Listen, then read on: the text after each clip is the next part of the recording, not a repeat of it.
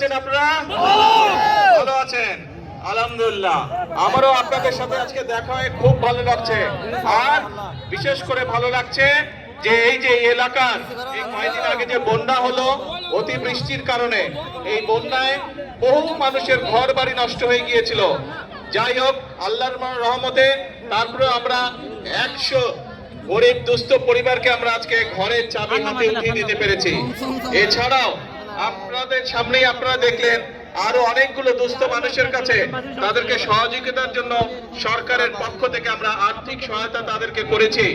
কিছু দুস্থ মহিলাকে আমরা চাল দিয়েও সহযোগিতা করেছি।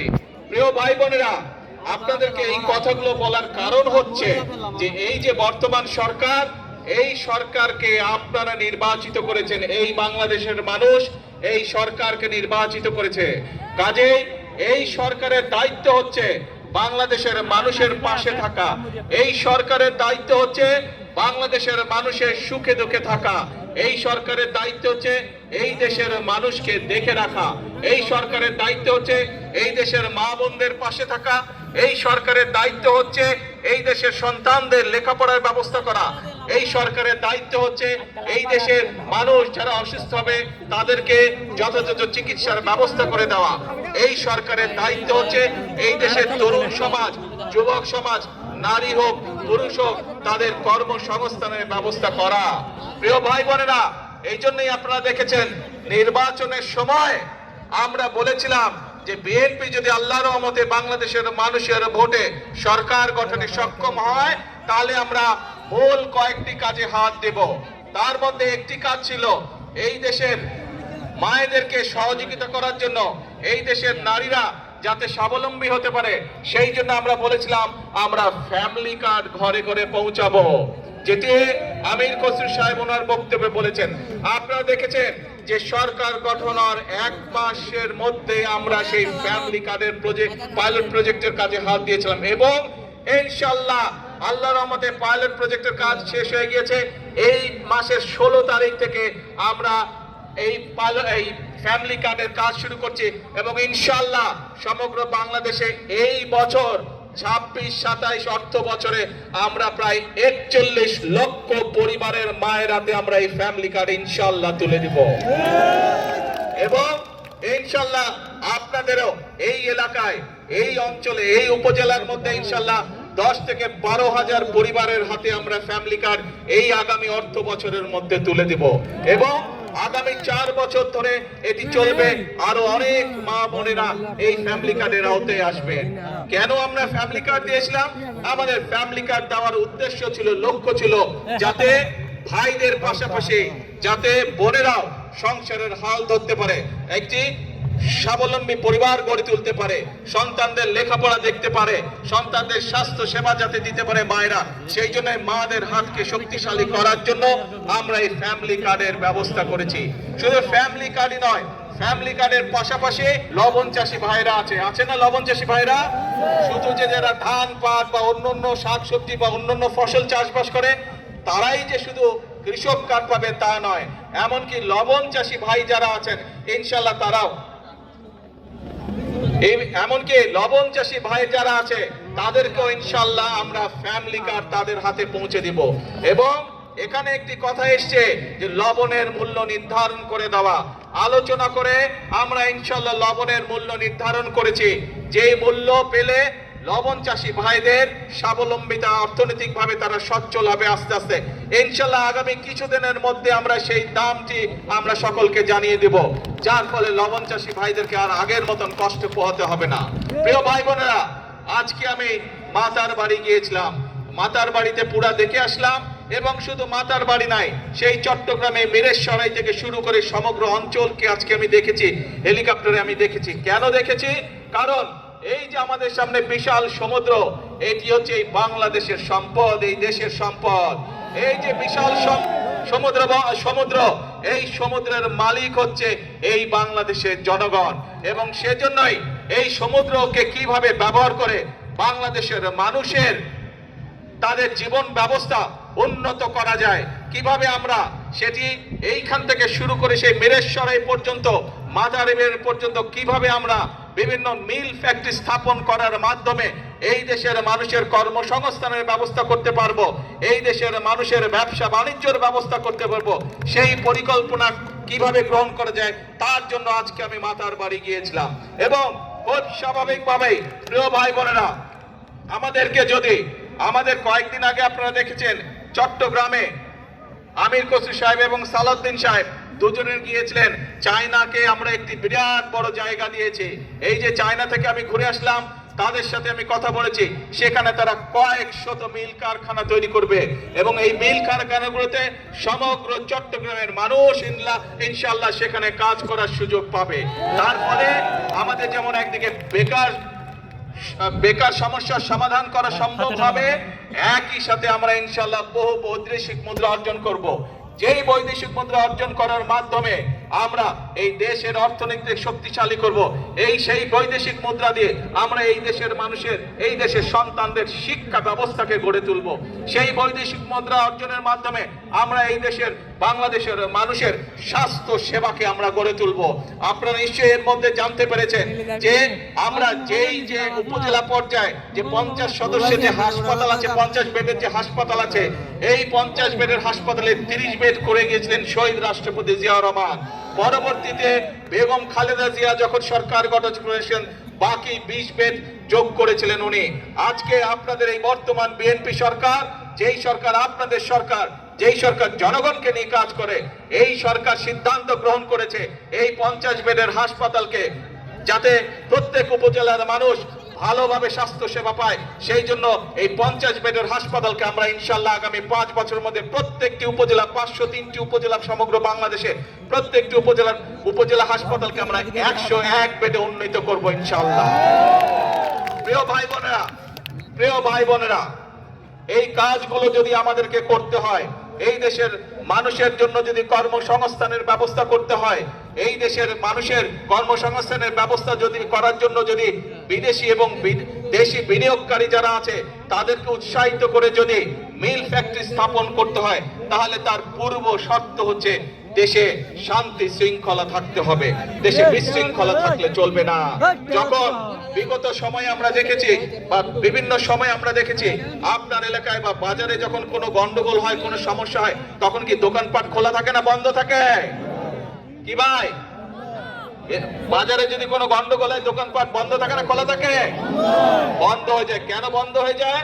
কারণ এই যে ছোট দোকানদার বা যেই ব্যবসায়ী হোক, ব্যবসায়ীর জন্য বন্ধ করে দেয় যাতে ওই গন্ডগোলে তার ব্যবসার যাতে ক্ষতি না হয়। ঠিক একইভাবে দেশীয় বা বিদেশি বিনিয়োগকারী যারা আছে, তারা যখন বিনিয়োগ করবে তারা তো চাইবে যে যাতে তার মিল কারখানার উৎপাদিত পণ্য ঠিকভাবে বন্দর দিয়ে যেতে পারে বা তার কাঁচামাল যাতে সঠিকভাবে আসতে পারে, রাস্তাঘাটে যাতে সাজিয়ে থাকে, তাই না? যদি মিল কারখানা না চলে সঠিকভাবে, তাহলে কি কর্মসংস্থানের ব্যবস্থা করা সম্ভব না। সেই জন্য ভাই আমাদেরকে সচেতন থাকতে হবে, আমাদেরকে সতর্ক থাকতে হবে। যারা শান্তি শৃঙ্খলা নষ্ট করতে চায় তাদের বিরুদ্ধে তাদের ব্যাপারে আমাদেরকে সতর্ক থাকতে হবে। আমরা যদি দেশের সন্তানদের লেখাপড়ার ব্যবস্থা আমাদেরকে তৈরি করতে হয়, সুন্দরভাবে লেখাপড়ার ব্যবস্থা করতে হয়, স্কুল কলেজ সুন্দরভাবে তৈরি করতে হয়, তাহলে শিক্ষকদেরকে যদি ট্রেনিং দিতে হয়, ছাত্রছাত্রীদেরকে যদি নতুন করে বই দিতে হয়, এই সকল ব্যবস্থা যদি করতে হয়, তাহলে আমাদেরকে দেশের আইন শৃঙ্খলা ঠিক রাখতে হবে।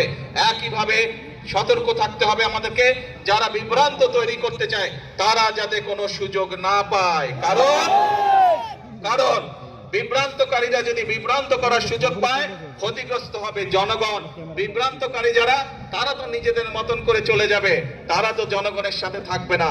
সেই জন্য প্রিয় ভাই বোনেরা, আজকে আমাদেরকে সিদ্ধান্ত নিতে হবে, আজকে বাংলাদেশের মানুষকে সিদ্ধান্ত নিতে হবে যে আমরা কি আমাদের দেশকে এগিয়ে নিয়ে যাব, নাকি আমরা ঝগড়া ফ্যাসাদে লিপ্ত থাকবো, নাকি আমরা বিভ্রান্তকারীদের সাথে থাকবো। এই ব্যাপারে আমাদেরকে সিদ্ধান্ত নিতে হবে। আমরা জানি বিগত স্বৈরাচার আমলে এই দেশের জ্বালানি বা বিদ্যুৎ খাতকে কয়েকটি গুটি সংখ্যক ব্যক্তির হাতে তুলে দেওয়া হয়েছিল। তাদের স্বার্থ হাসিলের জন্য বিভিন্ন পরিকল্পনা গ্রহণ করা হয়েছিল, যা এই দেশের মানুষের পক্ষে নয়। খুব স্বাভাবিকভাবেই সেই জ্বালানি ব্যবস্থা বা বিদ্যুৎ ব্যবস্থা যেটি অপরিকল্পিতভাবে যেই ব্যবস্থা কোটি কয়েক মানুষকে সুবিধা দিয়েছিল, সেটি যদি জনগণের স্বার্থে সেই পরিকল্পনা করতে হয়, স্বাভাবিকভাবে কিছু সময়ের প্রয়োজন।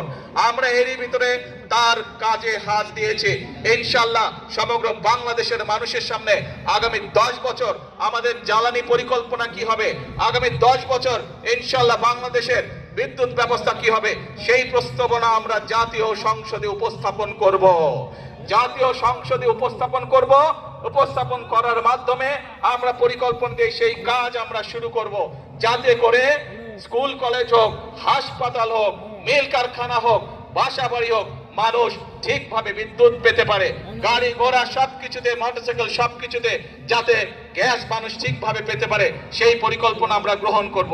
আমরা খেয়াল করেছি বিগত কিছুদিন ধরে কিছু মানুষ, কোটি সংখ্যক কিছু মানুষ এই ব্যাপারে বিভ্রান্ত ছড়ানোর চেষ্টা করছে। আপনাদেরকে পরিষ্কারভাবে উদ্দেশ্য করে বলতে চাই, বিএনপি সরকার সংসদে পরিকল্পনা উপস্থাপন করবে। আপনাদের যদি পরিকল্পনা থাকে আসুন জনগণের সামনে উপস্থাপন করুন, কিন্তু বিভ্রান্তিকর কথা বলে দেশে বিশৃঙ্খলা তৈরি করবেন না, বিভ্রান্তিকর কথা বলে জনগণের শান্তি নষ্ট করবেন না। কারণ 50 বছরের উপরে এই দেশের স্বাধীনতা হয়ে গিয়েছে। এখন জনগণের জন্য কাজ করার সময়, এখন দেশ গঠনের জন্য কাজ করার সময়। পৃথিবীর বহু দেশ আমাদের পরে স্বাধীন হয়েছে, কিন্তু তারা কাজ করার মাধ্যমে, পরিশ্রম করার মাধ্যমে তাদের দেশকে অনেক দূর এগিয়ে নিয়ে গিয়েছে। কাজেই আর পিছনে থাকা যাবে না, আর পিছনে পড়ে থাকা যাবে না। এখন একটি লক্ষ্য, একটি উদ্দেশ্য, জনগণের জীবন মান উন্নত করা, দেশের ভাগ্যের পরিবর্তন করা। প্রিয় ভাই বোনেরা, যেই পরিকল্পনার কথাগুলো এই সংক্ষিপ্ত বক্তব্যে আমি আপনাদের সামনে তুলে ধরেছি, আপনারা কি মনে করেন এই পরিকল্পনাগুলো বাস্তবায়িত করা সম্ভব হলে দেশের জনগণের ভাগ্য এবং দেশের ভাগ্য পরিবর্তন হবে? আপনারা কি মনে করেন? কি ভাই, জনসভার পিছনে যারা আছে আপনারা কি মনে করেন আমরা সঠিক পরিকল্পনা গ্রহণ করেছি? এই যে শিল্প কারখানা, বিদ্যুৎ, জ্বালানি, ফ্যামিলি কার, কৃষকার, এই যে পরিকল্পনা গ্রহণ করেছে, এগুলো জনগণের পক্ষে ঠিক আছে? যদি ঠিক আছে ভাই, তাহলে আপনাদের সমর্থন থাকতে হবে। কারণ আমরা সবসময় বলি, আমাদের অর্থাৎ বাংলাদেশ জাতীয়তাবাদী দল বিএনপির সকল ক্ষমতার উৎস হচ্ছে জনগণ। জনগণের সমর্থন থাকলে আমরা প্রত্যেকটি জনগণের স্বার্থে যতগুলি কর্মসূচি সবগুলো ইনশাআল্লাহ আল্লাহর রহমতে আমরা বাস্তবায়ন করতে সক্ষম হব। আসুন আজকের এই জনসভায় আমরা যেভাবে আজকে দুস্থ মানুষকে সহযোগিতা করেছি, সাহায্য দিয়েছি, এই সাহায্য এবং সহযোগিতা কে আমরা পরিবর্তন করতে চাই কর্মসংস্থানের মাধ্যমে। সেটি দেশের ভিতরে হোক, সেটি আমাদের তরুণ সমাজের সদস্যদেরকে বিভিন্ন প্রশিক্ষণের মাধ্যমে বিদেশে প্রেরণ করাই হোক না কেন। অর্থাৎ আমরা চাই প্রত্যেকটি বাংলাদেশের প্রত্যেকটি মানুষ, 20 কোটি মানুষের 40 কোটি হাত, প্রত্যেকটি হাত শ্রমিকের হাতে রূপান্তর করতে চাই আমরা, যাতে করে প্রত্যেকটি মানুষ দেশ গঠনে ভূমিকা রাখতে পারে, যাতে করে প্রত্যেকটি মানুষ নিজের হাতের পরিশ্রমের মাধ্যমে নিজের এবং পরিবারের ভাগ্যের পরিবর্তন করতে চাই। আমরা সেই বাংলাদেশকে গড়ে তুলতে চাই। আমরা সেই বাংলাদেশের জন্য অপেক্ষা করেছি, কিন্তু অপেক্ষা করলে, বসে থাকলে চলবে না। আমাদেরকে কাজ করতে হবে, আমাদের ফসলের উৎপাদন বৃদ্ধি করতে হবে, আমাদেরকে মিল কারখানা স্থাপনের মাধ্যমে আমাদেরকে কর্মসংস্থান এবং শিল্পের বিপ্লব আমাদেরকে ঘটাতে হবে। প্রিয় ভাই বোনেরা, আসুন আজকের এই জনসভায় আমরা সেই শপথ গ্রহণ করি, সেই প্রতিজ্ঞা গ্রহণ করি যে বাংলাদেশের মানুষ আর বিভ্রান্ত হবে না বিভ্রান্তকারীদের কোন রকম প্ররোচনায়। বাংলাদেশের মানুষ এখন সামনের দিকে যাবে, বাংলাদেশের মানুষ নিজেদের ভাগ্যের পরিবর্তন করবে, বাংলাদেশের মানুষ একই সাথে তার দেশের ভাগ্যের পরিবর্তন করবে। এবং সেই জন্যই আমরা বলি, করব কাজ, করব দেশ, সবার আগে করব কাজ, করব দেশ, সবার জন্য বাংলাদেশ। আজকে তাহলে এই পর্যন্ত থাকলো। আপনারা নিশ্চয়ই খেয়াল করেছেন, এক মিনিট ভাই, স্লোগান দিস না ভাই, স্লোগান দিস, কথা শুন ভাই, কথা বলতে দে, শান্ত হয়ে বস। আপনারা সবই হবে, ধৈর্য ধরতে হবে, ধৈর্য ধরতে হবে, সবই হবে। আপনাদের এই এলাকায় চট্টগ্রাম থেকে আমরা রাষ্ট্রের, ভাই সময় লাগবে তো বেরিবাদ নাকি? এতক্ষণ কি বললাম কিছুই বুঝলো না, বসো। আপনাদের চট্টগ্রাম থেকে আমরা 2 জন গুরুত্বপূর্ণ ব্যক্তিকে সরকারের গুরুত্বপূর্ণ 2টি মন্ত্রণালয়ের দায়িত্ব দিয়েছে। একটি হচ্ছে অর্থ মন্ত্রণালয়, আর একটি হচ্ছে স্বরাষ্ট্র মন্ত্রণালয়। যে এই বিভাগে এরকম দুটি গুরুত্বপূর্ণ মন্ত্রণালয়ের দায়িত্বে নিয়োজিত দুইজন ব্যক্তি আছে, সেই এলাকার উন্নয়ন কেউ ঠেকিয়ে রাখতে পারবে না। আজ এই পর্যন্ত থাকলো, এরপরে যখন কাজ শুরু হবে ইনশাআল্লাহ আপনাদের সামনে আবার আসবো, আবার দেখা হবে। আর বেড়িবাঁধ এইটি আমাদের মূল পরিকল্পনার একটি অংশ, ইনশাআল্লাহ বেড়িবাঁধের কাজও শুরু হবে। আল্লাহ হাফেজ। বাংলাদেশ জাতীয়তাবাদী দল জিন্দাবাদ। আসসালামু আলাইকুম।